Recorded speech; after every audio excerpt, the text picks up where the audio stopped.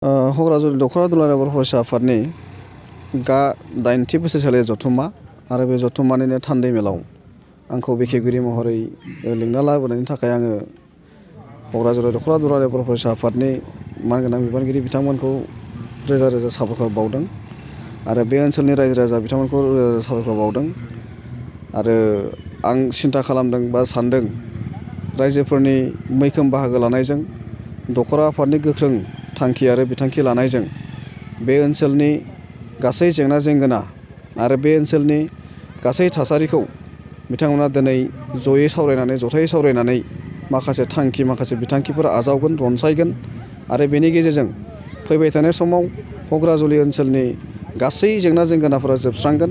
आरो बे ओनसोलाव थानाय हा हुनि जेंना बे ओनसोलाव थानाय फरायसालिनि जेंना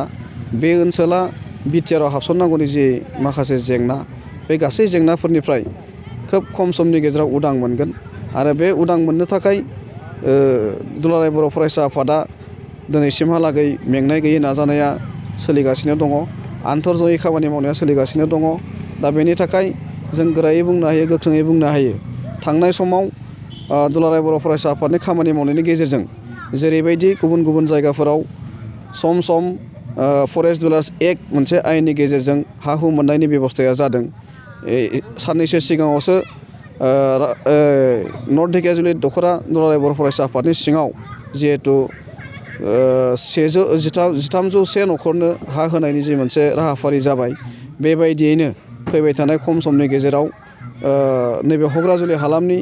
आरो राङापारा हालामनि आरो बेबायदिनो बेलस्रि हालामनि आरो बेबायदिनो बालिपारा आरो भालुकफुं हालामनि गासै हा हुनि जेंनाफोरा सिरिबाङै जोबलांगोन आरो बेनि थाखाय दुलाराय बर' फरायसा आफादा जेब्लायबो खामानि मावनो थाग थियारि जानानै दङ आरो खामानि मावगासिनो दङ बेनि थाखाय जों दिनै बुंनो हायो बिटिआर ओनसोलाव सोसननायनि जि माखासे खामानिफोर बेबो बिटिआर सरकार आरो दुलाराय बर' फरायसा आफाद लोगोसे आसाम सरकार भारत सरकार जथायै जि खामानि मावनाया सोलिबाय थादों बे सोलिबाय थानाय खामानिनि गेजेरजों फैबाय थानाय समाव आल्टिमेटाम मोनसे दुलाराय बर' फरायसा आफाद हिसाबै जोङो सिन्था खालामनानै दङ जेरैखि जायाबाबो 2024 मायथाइनि गेजेराव बिटिआर एकर्डआव थानाय मोनफ्रोमबो दफाफोरा सुस्रांजागोन आरो बे दफाफोरा सुस्रांजायाब्ला हयथ' दफा सुफुंनांगौनि थाखाय दफा मावफुंनांगौनि थाखाय दुलाराय बर' फरायसा आफादा बायदिसिना हाबाफारि लाफिननो थाखाय गोनां जानानै फैगोन दा बेनिखायनो जेरैखि जायाबाबो 2024 मायथाइनि सिगां बिटिआर एकर्डआव थानाय मोनफ्रोमबो दफाफोरा सुफुंजानांगौनि सायाव आसाम सरकार आरो बिटिआर सरकाराबो राहाफारि लानांगौ होननानै दुलाराय बर' फरायसा आफादनिफ्राय जोङो गोख्रोङै बुंथियो। थांनाय जि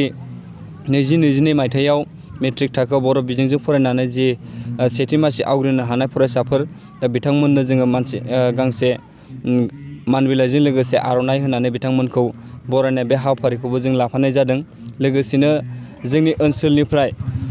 जि बर' गुदि फरायसालिनि फोरोंगिरिफोर 2021 मायथाइनि 5 फेब्रुवारियाव जि सरकार बिथिंनिफ्राय गोदानै थिसनजानाय फोरोंगिरि सारमोन बिथांमोनखौबो जोङो दिनैनि जि हाबाफारि बेयाव जोङो बरायनाय हाबाफारि लादों दा बेयाव जोङो जोंनि ओनसोलनि क'क्राझार हालामनि गासै रायजो बिथांमोना नुजाथिफैनानै जि दिनैनि हाबाफारि बेखौ जाफुंसार होफैदों लोगोसे दिनै जोङो थान्दै मेलनि गेजेरजों माखासे जोंनि ओनसोलनि हा हुनि सोमोन्दै लोगोसे बिटिआर एकर्डनि सोमोन्दै बेयाव गुवारैनो सावरायनाय जादों